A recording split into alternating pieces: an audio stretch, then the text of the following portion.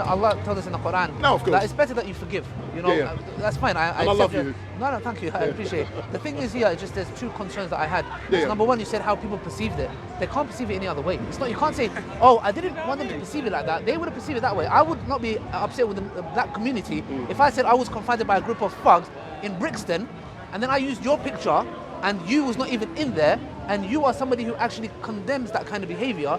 Like, I can't say how they perceived it. No, it was directly, it's very clear. Yeah, the message was very clear. I wasn't in there, but I understand your apology, but it's just, to me, it was like very bizarre. And the thing is, I made an error. It's fine, people make mistakes, and you know, and we you know, the best of those who make mistakes are those who, you know, in Islam, you know, ask for like forgiveness, which you did. I appreciate that. But the thing is here, we have a lot of cameramen who come here. We've had this before. We had, for example, Titans TV, an individual called Kalam.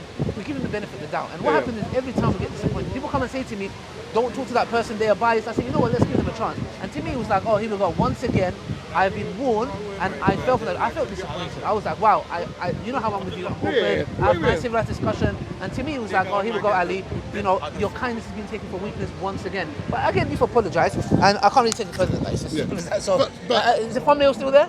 Say that again? Is the thumbnail still there? Yes. So how could, when did you accept your mistake that you made? You wrong? I accepted the mistake about a week or so afterwards. So why is the thumbnail still up? No. I've left it there because for me, it was a sign of weakness in taking it down. I think that's ego. No. Maybe it is, but I think what is important for me to do first is to speak to you directly, admit my error. But carry on the mistake. No. Listen to what I'm going to say today. From today, I will remove it. Okay. But I'm admitting I made the error, and I'm saying to people online, that I will remove it, sir. Okay. Why didn't you do it a week ago? I'm just curious. Like, if I acknowledge I did something wrong, the first action I would do is to reverse the mistake that I did. But you chose to keep it for a week to come and talk to me. I'm just curious why. No. I agree on that. Yeah. But some of the things I do, sir, I'm too busy. Yeah. And I should have done it earlier. If I said that, I should have done it earlier. Okay, listen. If I said that to the black community and I said I put his picture, I was busy. Do you think they'll be like, wow, what?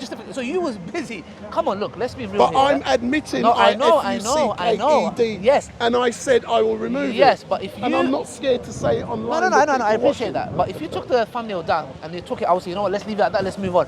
But the thumbnail is still up there, and you acknowledge it. If you said to me, Ali, I realized right now. I'm being honest. I could have lied to you. No, I know. I'm not going to lie. I know. could have lied to you and say, I didn't realise the offence that caused you until. But I'm not saying that. I've been open and honest with Ali. Yes. And I'm saying sorry, sir. I forgive you. I don't know if the Muslim community will. I'm confident that the Muslim brothers and sisters will forgive me. But one thing I will have to ask you, in regards to the behaviour in general, do you have a concern about people in general misbehaving the way they did 2 weeks ago here at the park, pushing old gentlemen, or people in general? What's your own perception? Or the thing is, you said people. Yeah. Why don't you say Muslim? Like in the thumbnail and the title, you used Muslims, but here you're telling me people. Now you're not generalizing. Why did you generalize it in a video? But you're here and telling me when people make those mistakes. But in the video, you're like Muslims. If I went to Brixton and I provoked the black community and said, you guys are Niggers, and they came and punched me in the face, and I went, look at these thugs, these thugs. I go and provoke, I go and insult them, I desecrate something that might be close to them, and nobody has a right to be violent. I believe no one should be violent. The thing is, if I go like the movie, I keep forgetting the name, is it Die Hard? When he went to the neighborhood, and he was using the word Niggers, and they said to me, we're going to get killed. The thing is here, who's to blame there? Who do we blame there? Like, the question is, there's individuals that come to this park and they provoke the Muslims and desecrate the holy scriptures, and we are told, and this is what I've said, the Muslims reacting in that way is human psychology. There are some people who are going to say, I ignore it, I'm not going to drop to their level. Some are going to say, you know what, I'm going to shout at him. Some are going to say, I'm going to nudge him. Some are going to say, I'm going to hit him. Some would say, I'm going to kill him. And this is a psychology everyone has, cross-culturally. So the way that people make it out to be is that only the Muslims do that. Let me tell you something. You know Charlie Hebdo? Yeah? They criticize, well, they draw a cartoon of a Jewish person, yeah? The whole media went berserk. They even did the same with, I think, Jesus, yeah? The Christians got angry. The guy who done it, he got sacked. When it's the Muslims, it's okay, freedom of speech. When it's not the Muslims, you can't do it. Look at Macron, that fool, yeah? The flipping, he's a fool. Somebody made a billboard mocking him. He's suing them. What happened to freedom of speech and expression? The point we're saying is double standards and hypocrisy. When it comes to the Muslims, freedom of speech. If anybody stops you, you guys do not respect freedom of speech. Let me go to a white nationalist area in up north and rip Churchill's pictures and spit at it. Bro, I'll be killed. Yeah. I'll be killed. So what we're saying is the psychology cross-culturally is the same. You get different reactions from different people.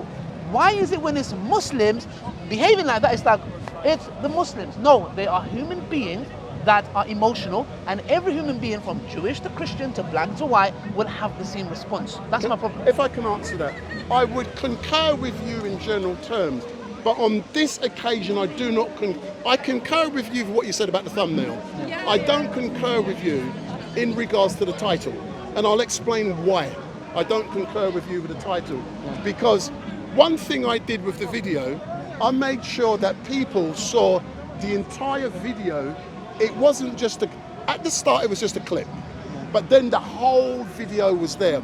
If anyone actually took the time to watch the live stream, you will actually see that some of the gentlemen who were behaving the way they behaved, I actually interviewed them to ask them why they behaved that way. And the reason why I chose the title of Young Muslims Behaving Badly, because in the video, that is exactly what occurred. Some people did ask me, why did I describe it as young Muslims? The reason I did, if you have a look at the words used by, I think the gentleman's name was Sharif, I'm using his words. And when I spoke to the people who were involved, they were Muslims. So I was describing factually in the video what occurred. And yes, someone did say to me, what I would like to see you do is that if there's Christians behaving badly, I want you to describe it as that. What I try to do when you're down here is capture factually what you see and put it out. If I see people behaving badly, regardless of what religion they are, I will report that. Should be Muslim, Christian, Rastafarian. I will capture that and I will put it out as that. But on that day, it was young Muslims behaving badly, and I interviewed some of those Muslims at the end to establish why they behave, and it was to generate likes, shares and follows via social media. I may not agree with what they did, but I recalled. I could have a liar. Big up Street Mike. Like, share, subscribe. Shut up. But I could have recorded it, mentioned it in many other ways. I was just recording exactly what I saw. Okay, so let me give you a picture so maybe you can understand. So we have a group of individuals who come here, white nationalists, and they say we hate NIGGERS. Yeah? And they come here and provoke the black community over and over again. And I come here and I go, what's your channel called? Street Mike. I call it Ali Mike. And Ali Mike comes here and goes, okay, let's get this group of black youth who are seeing a racist individual saying that slavery was amazing, we killed you NIGGERS people, etc. And the black community get a bit raggo. And then I'm like, look at these black thugs. You see these guys, these black thugs? You see this how they behave? This is the park of freedom of speech. If I was to do that, the black community would say, well, hold on a second. You are firstly disregarding the individual who's provoking them, number one. Number two, even though it doesn't give a right for anyone to nudge or push or physically attack somebody, you need to put it in a context. So if I was to do that, the black community will be upset with me. Why? Because they're like, you are firstly being biased. You're not telling the people that, you know what, these guys are wrong for nudging him. However, just to mention, this is an individual who comes to this park for the past 10 years and he provokes and insults the black community day in, day out. So he is also a part to blame. So if you did that, we'll say, you know what, at least it's not biased. You've mentioned the problem, you've mentioned people reacting to it, we can look at it in context. But what you've done is, got a bunch of Muslims, and you're like, look how Muslims are behaving. This shouldn't be like this. This is a park where freedom of speech should... Excuse me, hold on a second. If that was done to the Jewish community, and somebody was here saying, I deny the Holocaust, no Jewish people died, yeah? I will be arrested. No one will come and say, oh, but it's your right for freedom of speech. No, no, no. If I was here and white nationalists were walking and I was desecrating or I was spitting at Churchill's picture, I would be attacked. Why is it when it's the Muslims, it's a double standard? That's what I'm trying to understand. Nobody said, why did you mention a fact? You didn't mention the fact in context. That's our problem. If someone has taken out of context how the incident was described, there's nothing I can do to change that. Yes, you can. No. I cannot change what's happened. No, you can. You can explain it. Because what you do is this, yeah? It's like you slap me and I slap you back, and you only put the bit when I slap you back and go, Ali, you see what kind of a fuck he is? Yeah, and you're like, well, what about him hitting me? No, let's not talk about that. Let's talk about him slapping me. I'm like, yeah, but you slapped me first. No. That's the point. It's you're cutting it to a specific, like, Muslims are thugs and we come here. Look, let me tell you something. We don't need to push people around. Academically, intellectually, we rinse all these people out. That's why we've had everyone come together against the Muslims, be it the Kemets, be it the black Israelites, be it the Christians, be it the Jews, be it the Shias. Like, Shias are Muslim as well, let's not get it twisted, yeah? What I'm trying to say is, they all come together against Muslims. Look, we don't need this. We have the Quran. You see that Quran I have on my table, yeah? Of course, Let me tell you something. As long as we can preach that, the reason why these people come in and insult the Prophet and insult the Quran and desecrate the Quran is because they know intellectually and academically they can't deal with us. We knock them out every single time. So that's the reason why they go get down to this level. And you have little kids who are immature Muslims who come here, want to be a buzz, push him around, which is pathetic. We don't need that because that doesn't serve our religion. Us coming here and allowing me to talk and preach the Quran is all I need. I promise you, if they allow us to preach the Quran, which they do, and that's why in this park you see hundreds, if not thousands of people who have come to Islam. Show me one Christian who's become a Christian in this park. I can show you reverse here in the park. Look, our Quran is all we need, yeah? And we just want to preach that. Freedom of speech works for us. You know why? Because the reason why, even in Islam, the concept of jihad, you know why it's for? It's so those who stop the Muslims from preaching, they wage war. Why? Not because, oh, you have to accept my religion by the sword. In Islam, in Surah Baqarah, verse 256, it tells us we are not allowed to force people to our religion. All we're saying is, allow us to preach the Quran. That's all we want. If you don't allow us, then if you physically come and attack us, we will fight you. So the thing is, freedom of speech works for us. We don't want freedom of speech to stop. We're saying the freedom of insulting. And that's cross-culturally. The blacks won't like to be someone to be racist towards them. The Jews will not like someone to be, what's the word? Not homophobic, anti-Semitic towards them. The Muslims don't want to Islamophobic. What we're saying is we're on the same page. Don't insult us. We want to have a dialogue. Disagree with me. Come and say to me, I believe Islam is a false religion. That's your opinion. Let's talk about it.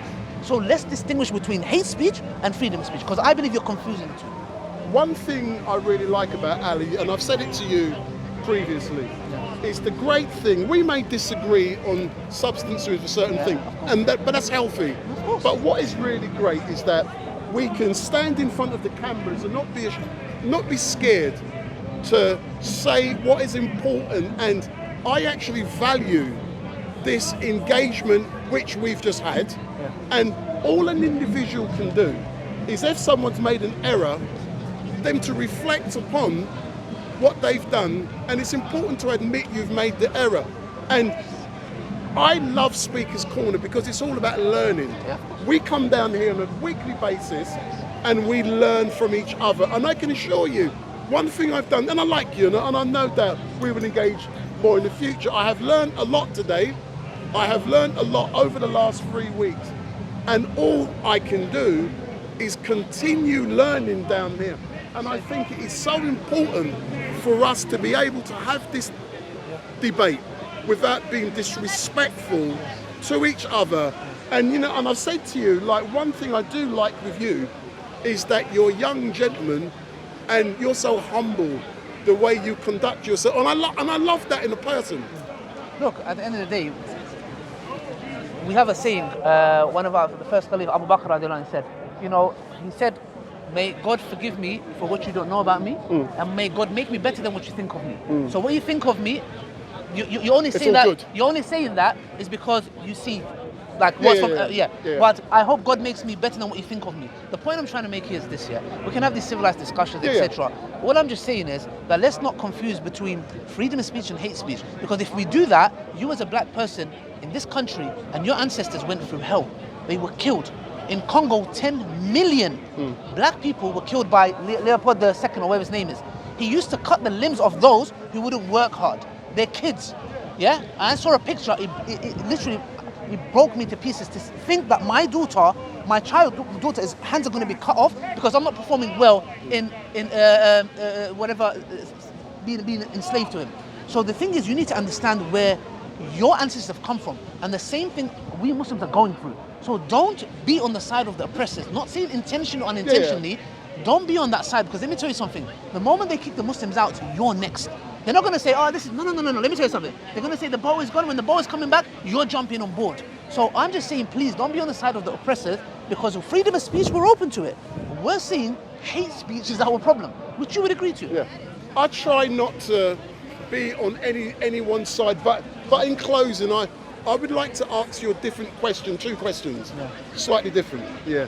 Number one, you said you went away for 3 weeks. Was it 4 weeks? Why is it 3 weeks? Sorry, I got 3 weeks in my mind.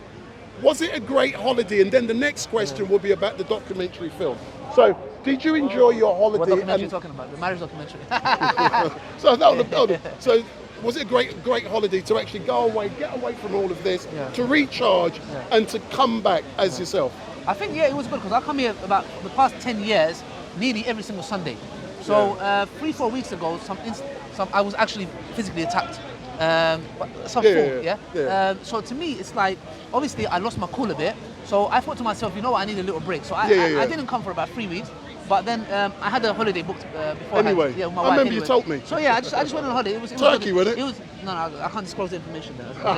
So I went on a holiday. It was nice. It was a break, because last time I went on holiday was like 5-6 years ago. So I'll be honest, it was refreshing. I'm recharged. I'm ready for the enemies of Islam all day, every day. I've got some new right hooks ready. Not physical, academically, of course. So the thing is, I'm good, man. It was a good break. I'll be honest with you. For 1 month to stay away from here, it's brilliant. It was brilliant, because you come here and it becomes like a routine. You're like a robot, like programmed. So to me, it was very good just to distance myself. So it was a good break. I recommend everybody to take a break. If you're coming here regularly for the past 10 years, you definitely need a break. Otherwise, you lose the plot here. And the final question, I'm led to believe that there's going to be a documentary film coming out about yourself. Can you give me an exclusive on Street Mike about this documentary? This is classified information. Not even the CIA know. The FBI is after it. I've had meetings with MI5. No, I'm joking. Yes, hopefully I'm working on it. But when? Give me some dates, I don't want to give dates. Every time I give dates, it doesn't happen. So just be patient. Allah says in the Quran, good things come. No, be patient. Yeah, okay. Allah is with the patient. So therefore, are you married? Sort of. Yeah. I've lived with the same person for 38 years. Are you going to get married? One day. One day, which day? That's why I said about the documentary. One day. You see, I'm going to say the same thing. It's been 30 years. I'm finished. Oh, okay. But I don't know who's saying. Before you go, don't worry about them. All I can say, thank you very much. And I've made that promise to you. Later on, I'll remove something. Don't put Muhammad in jail for jokes there. Yeah.